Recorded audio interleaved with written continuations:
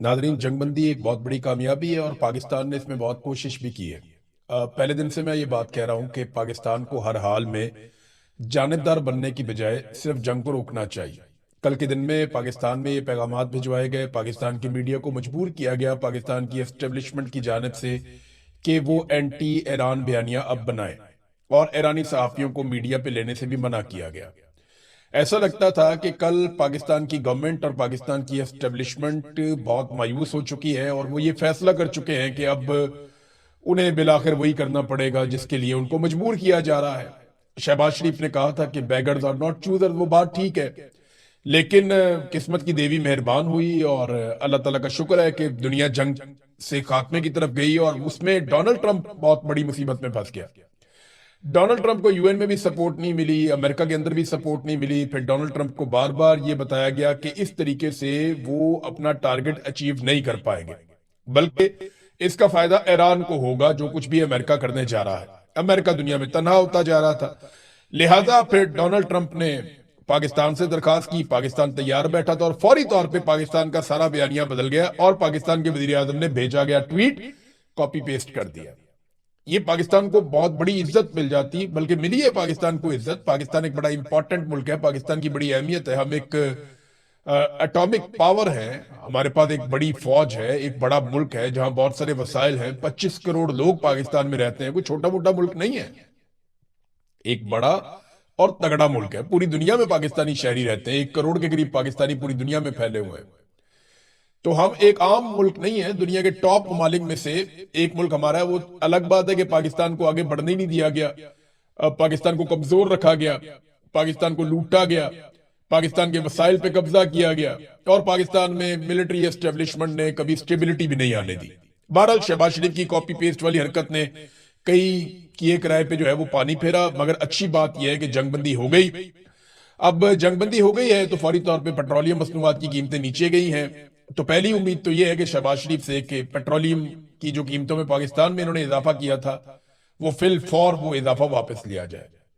لیکن جب اضافہ کیا تھا تو فوراً کر دیا تھا، حالانکہ انہیں بتایا جا رہا تھا کہ پرانا پیٹرول ابھی مارکیٹ میں پڑا ہوا ہے، ابھی پائپ لائن میں پڑا ہوا ہے، آپ کے پاس بہت سارا پیٹرول موجود ہے، یہ حرکت نہ کریں۔ تو انہوں نے کہا نہیں جی، ہم نے تو آئندہ بھی تو خریدنا ہوتا ہے، تو ہم ابھی مہنگا کریں گے۔ انہوں نے پہلے ہی مہنگا کر دیا۔ اب اسی طرح سے جب پیٹرول سستا ہو رہا ہے عالمی منڈی میں تو ان کو فوری طور پہ سستا کرنا چاہیے، اور یاد رہے اس پوری جنگ کے دوران کبھی بھی پیٹرول اتنا مہنگا نہیں ہوا جتنا مہنگا عمران خان صاحب کے دور حکومت میں ہو گیا تھا۔ لیکن عمران خان کے دور میں جب انہوں نے اقتدار چھوڑا تب بھی جو پیٹرول کی ہائیسٹ پرائس تھی وہ 150 روپے فی لیٹر تھی، تو آج تو پھر 150 سے نیچے جانی چاہیے، کیونکہ ابھی تو اس سے کم قیمت ہے پیٹرولیم مصنوعات کی، اور لگاتار نیچے کی طرف جائے گی۔ تو یہ پاکستانیوں کو اس کا بینیفٹ ملنا چاہیے، تبھی پاکستانی خوش ہوں گے اور پاکستانی اس کو سیلیبریٹ کریں گے۔ بہرحال جنگ بندی ہو گئی، امریکہ کی جانب سے الگ الگ بیانات آ رہے ہیں کہ کس کا کیا کردار تھا۔ پاکستان کے پرائم منسٹر نے دوست ممالک کا شکریہ بھی ادا کیا، تمام لوگ جنہوں نے اس میں محنت کی ان سب کا شکریہ ادا کیا، سب ایک دوسرے کا مبارکباد دے رہے ہیں، ایک دوسرے کا شکریہ ادا کر رہے ہیں۔ لیکن سب سے پہلے جو شکریہ ادا کیا جانا چاہیے وہ پاکستانی قوم کا شکریہ ادا کیا جانا چاہیے، جس نے پاکستان کی حکومت کو اور رجیم کو مجبور کیا کہ وہ جانبداری کے بجائے جنگ بندی کی طرف آگے بڑھے۔ یہ پاکستانی عوام کا شکریہ جو فرقہ واریت میں پھنسنے کی بجائے اکٹھے ہو کر کھڑے ہو گئے، اور انہوں نے ہر قسم کے اختلافات کو پس پشت ڈالا اور جنگ بندی کے لیے دباؤ ڈالا پاکستانی حکومت پہ، اور پاکستان کی حکومت اس کی کوشش کرتی رہی، جس کا کریڈٹ حکومت کو ملنا چاہیے۔ امریکہ سے الگ الگ قسم کے بیانات آ رہے ہیں، اور یہ بھی دعویٰ کیا گیا ٹرمپ کی جانب سے کہ جو ایران کو راضی کیا گیا ہے وہ چائنا کی جانب سے راضی کیا گیا ہے۔ یعنی اب یہ کہا جا رہا ہے کہ چین بھی اس میں ایک گارنٹی ہے، یعنی چین کی جانب سے بھی اس میں ایک گارنٹی شامل ہے کہ اب یہ جنگ بندی جو ہے وہ لمبی چلے گی اور دوبارہ لڑائی نہیں ہوگی، اور جو ایران کے مطالبات ہیں ان کے اوپر غور کیا جائے گا، اور ایران کو بہت کچھ اس میں مل بھی جائے گا۔ امریکن بیان دے رہے ہیں کہ ہم جیت گئے ہیں، ہم نے تباہی پھیر دی ہے، ہم نے ایران کی صلاحیت ختم کر دی ہے، اب وہ کبھی بھی ایٹمی قوت نہیں بن سکے گا۔ وہ تو آیت اللہ علی خامنائی جب زندہ تھے تو انہوں نے یہ فتویٰ دیا ہوا تھا کہ ایران کبھی بھی ایٹمی قوت نہیں بنے گا، وہ تو انہوں نے ویسے بھی نہیں بننا تھا۔ پھر انہوں نے یہ کہا جی کہ ایران نے منت ترلا کیا، اس کے بعد پھر ہم نے جنگ بندی کی ہے تو ہم بڑے طاقتور ہیں، ہم نے اپنی طاقت کا صرف 10% استعمال کیا، ہم نے ایران کو مکمل شکست دی ہے، ہمیں بہت بڑی کامیابی ملی ہے۔ ڈونلڈ ٹرمپ نے وہ کر دکھایا جو کوئی بھی امریکی صدر کبھی بھی نہیں کر سکا۔ 40 دنوں کے اندر ڈونلڈ ٹرمپ نے کرشمہ کر کے دکھا دیا۔ یہ امریکہ کے سٹیٹمنٹ ہیں، اوپر نیچے آ رہے ہیں، ڈونلڈ ٹرمپ کے اپنے سٹیٹمنٹ بھی آ رہے ہیں۔ ڈونلڈ ٹرمپ نے ایک تو یہ بھی کہہ دیا جو ایران کو ہتھیار دیں گے ان کے اوپر 50% ٹیرف بھی ہم لگا دیں گے۔ لیکن اصل میں کیا ہونے جا رہا ہے وہ میں آپ کو بتا دیتا ہوں کہ دیکھیں، اسرائیل کا، میں نے کل بھی آپ کو کہا تھا جب یہ جنگ بندی ہوئی تھی تو میں نے آپ کو یہی بات کہی تھی پچھلے ویلاگ میں کہ اسرائیل پہ نظر سب کو رکھنی پڑے گی، خاص طور پہ امریکہ کو اسرائیل کو رسا ڈالنا پڑے گا، اسے قابو کرنا پڑے گا، اسے روکنا پڑے گا کہ وہ حملے بند کر دے، کیونکہ ایران نے جو اپنی شرائط دی ہیں ان میں ایک شرط یہ بھی ہے کہ لبنان کے اوپر فوری طور پہ جو اسرائیل حملے کر رہا ہے وہ بھی بند کیے جائیں۔ لبنان میں حزب اللہ کی اور اسرائیل کی لڑائی چل رہی ہے۔ حزب اللہ نے اس جنگ بندی کا خیر مقدم کیا اور حزب اللہ نے فوری طور پہ جنگ بندی کر دی ہے۔ اب امریکی میڈیا یہ رپورٹ کر رہا ہے کہ حزب اللہ کی جنگ بندی کے باوجود امریکی میڈیا کے مطابق اسرائیل جو ہے وہ حملے کر رہا ہے، اور اسرائیل کے جو چیف آف جنرل سٹاف ہیں انہوں نے کہا کہ وہ پورے عزم کے ساتھ شمالی اسرائیل کے شہریوں کی حفاظت کے لیے حزب اللہ پر حملے جاری رکھیں گے، اور اس وقت اسرائیل لبنان پہ شدید ترین حملے کر رہا ہے، اور یہ حملے بند کرنا جنگی شرائط میں شامل تھا۔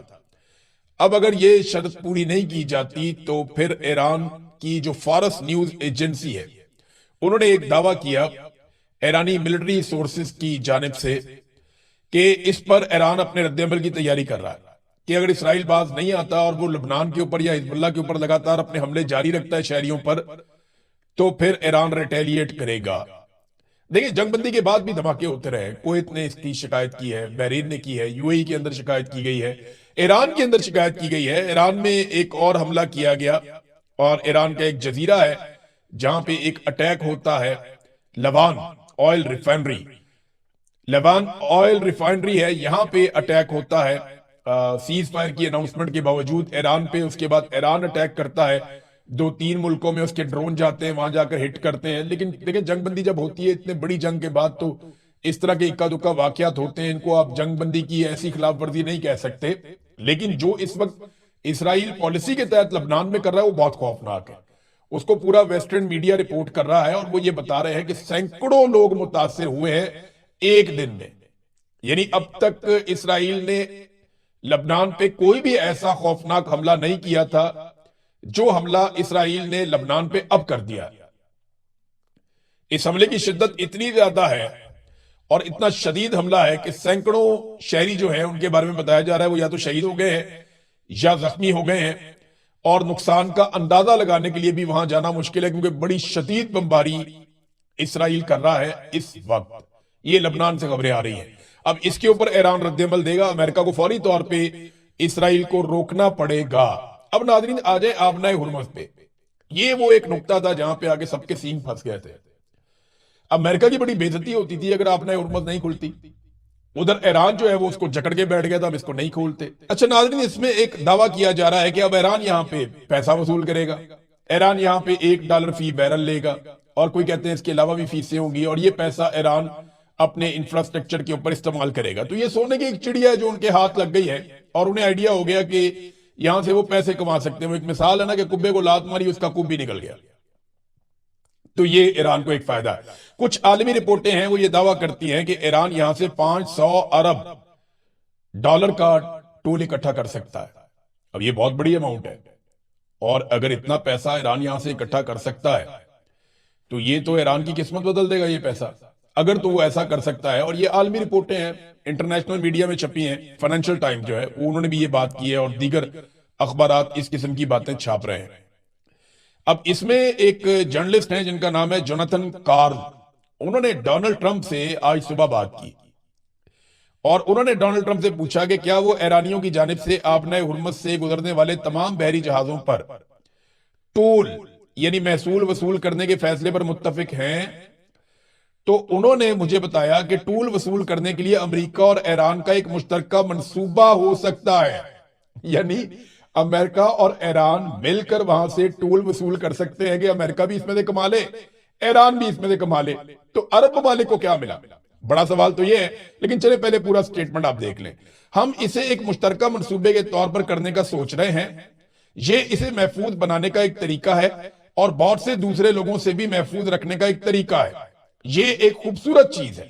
یہ ڈونلڈ ٹرمپ نے کہا. کل تک ڈونلڈ ٹرمپ ایران کے ساتھ جنگ لڑ رہا تھا، آج ایران کے ساتھ مل کر پیسے کمانے کی بات کر رہا ہے. اور ایران کو مجھے نہیں لگتا کوئی اعتراض ہونا چاہیے. اگر تو وہاں پہ ایک انٹرنیشنل میکینزم کے تحت ایران پیسے بناتا ہے اور وہ پیسے ایران کی اکانومی میں جاتے ہیں تو ایران کو کیا فرق پڑتا ہے؟ $500 ارب کی بات ہو رہی ہے. اگر اس میں سے امریکہ بھی اپنا حصہ لے جائے، عمان بھی اپنا حصہ لے جائے، تو ایک بڑا شیئر تو ایران کو مل ہی سکتا ہے. عرب ممالک کے لیے مصیبت بن گئی. دیکھیں عرب ممالک جنگ بندی کا تو خیر مقدم کر رہے ہیں.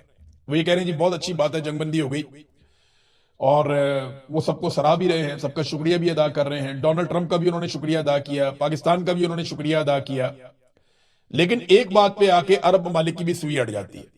سعودی عرب کی وزارت خارجہ نے جو سٹیٹمنٹ دیا، انہوں نے کہا جی وہ چاہتے ہیں کہ آبنائے ہرمز اقوام متحدہ کے قانون برائے سمندری حدود 1982 کے تحت کھلا رہے. یعنی جیسے پہلے آبنائے ہرمز کھلی ہوئی تھی، بالکل ویسے ہی آبنائے ہرمز کھلی رہے اور کسی قسم کی بندش نہ ہو، کوئی وہاں پہ ٹول وصول نہ کرے. ایران یہ کہہ رہا ہے کہ جناب ہم اس کو کھولیں گے ضرور. ہمارا جب فریم ورک تیار ہو جائے گا، اتفاق رائے ہو جائے گا مذاکرات کے لیے امریکہ کے ساتھ، تو ہم اس کو ضرور کھولیں گے آبنائے ہرمز کو. مگر یہ ایرانی فوج کے ساتھ کوارڈینیشن کی لازمی شرط کے تحت ہوگا. یعنی آبنائے ہرمز کو 2 ہفتے کے لیے ہم کھولیں گے، لیکن شرط کیا ہوگی کہ ایرانی فوج کے ساتھ یہ سارا کوارڈینیٹڈ ہوگا، اور ایرانی فوج کی کوارڈینیشن میں یہ آبنائے ہرمز کھلے گا. ایسا نہیں ہے کہ پہلے کی طرح اوپن ہو جائے گا. وہ ایران نے پہلے بھی کہا تھا کہ آبنائے ہرمز اس شکل میں کبھی واپس نہیں جائے گا جس شکل میں کسی دور میں ہوا کرتا تھا. ایرانی صدر کا بھی ناظرین ایک سٹیٹمنٹ آیا. یہ سٹیٹمنٹ بھی میں آپ کو پڑھ کے سنا دیتا ہوں. ایران کے مطلوبہ عوامی اصولوں کی قبولیت کے ساتھ یہ جنگ بندی ہمارے عظیم شہید قائد خامنائی کے خون کا ثمر اور تمام عوام کے میدان میں حاضر رہنے کا نتیجہ ہے. وہ یہ کہہ رہے ہیں کہ یہ جو ہمیں کامیابی ملی ہے یہ ہماری شرائط پہ ملی ہے، اور اس کی وجہ آیت اللہ علی خامنائی کی شہادت ہے، ان کی قربانی ہے، اور عوام کا اکٹھے رہنا ہے.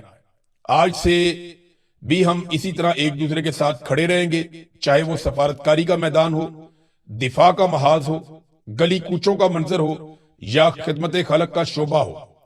اور آخر میں انہوں نے ایک نعرہ لکھا کہ ہمارا ساتھ ہونا ہی فتح ہے. یہ ایران میں ٹرینڈ بھی کر رہا ہے کہ ہمارا ایک ساتھ ہونا ہماری فتح ہے. یہ ایرانی صدر کا سٹیٹمنٹ ہے، اور انہوں نے اس کو کامیابی قرار دیا ایرانی عوام کی اور ایران کی ریزیلینس کی. دیکھیں یہ بات ہمیں ماننی پڑے گی. ڈونلڈ ٹرمپ کو مذاکرات کی ٹیبل پہ جس طریقے سے آنا پڑا اور ایران کی شرائط ماننی پڑی، اور پاکستان کو فیس سیونگ کے لیے اسے رابطہ کرنا پڑا. پاکستان نے ڈونلڈ ٹرمپ کو فیس سیونگ ہی دینی تھی، اور دینی بھی چاہیے تھی، کیونکہ جنگ بندی میں سب کا بھلا تھا. سب سے زیادہ پاکستان کا بھلا تھا. پاکستان ایک غریب ملک ہے، ہم ایک بلا وجہ کی نئی مصیبت میں ہمیں نہیں گھرنا چاہیے تھا. جنگ بندی شاندار چیز ہے اور پاکستان کو اس کا بہت فائدہ بھی ہوگا. اب پاکستان کو ایران سے تیل بھی لینا چاہیے، رشیا سے تیل بھی لینا چاہیے، چیزوں کو نارملائز کرنا چاہیے. ایران پہ سے پابندیاں اٹھیں گی تو ہماری جو گیس پائپ لائن ہے وہ بھی آگے بڑھے گی، اور پاکستان کو اس کا بہت فائدہ ہوگا. پاکستان کو فائدہ ہوگا تو ہر پاکستانی کو فائدہ ہوگا، اور ہر پاکستانی کو اس پہ خوش ہونا چاہیے.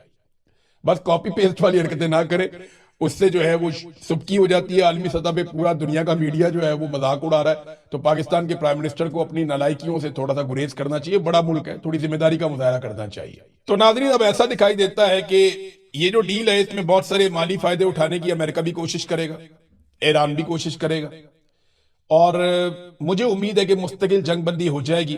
لیکن اس کے لیے تمام ممالک کو مل کر اسرائیل پہ دباؤ ڈالنا پڑے گا، اور اسے روکنا پڑے گا کہ وہ غیر قانونی جنگوں سے اجتناب کرے. وہ جو حملے کر رہا ہے اپنے چاروں طرف، ان حملوں سے اس کو روکا جائے. اب اگر اسرائیل نہیں رکتا نا تو امریکہ کو چاہیے پھر 2-4 دن جو ہے وہ بیچ میں سے نکل جائے اور ایران کو اسرائیل کے ساتھ نمٹ لینے دے.